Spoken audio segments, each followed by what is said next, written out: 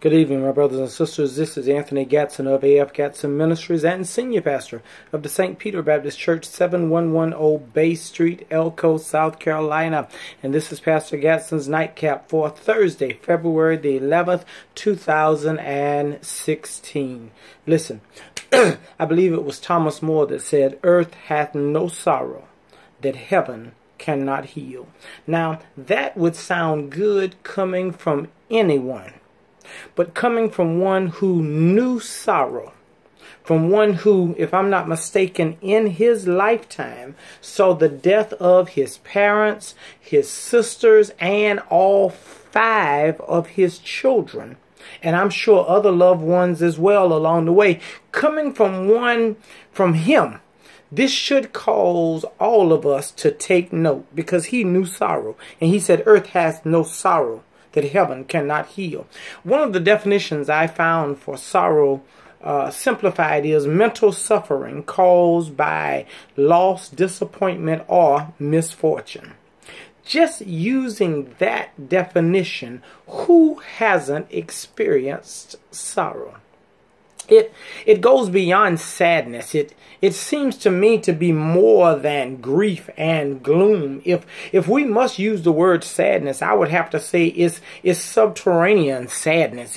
It's not just despair. It's a deep despair. Anguish isn't adequate. I would have to say it's abysmal anguish. It's a hurt that has no bottom. But listen, Romans 8:18 gives us something to find comfort in. It says, "For I reckon that the sufferings of this present time are not worthy to be compared with the glory which shall be revealed in us." That's King James Version. New Living Translation, 2nd edition, says it this way: "Yet what we suffer now is nothing compared to the glory he will reveal to us later." That's something to look forward to. To know that no matter what you go through here, to know that no matter what you go through now, it will pale in comparison. Matter of fact, the word says it's not even worthy to be compared with the glory which shall be revealed to us. It would seem, this is just me now, it would seem the word is saying the greater the heartache, the greater the suffering, I know it sounds odd, but the greater your joy.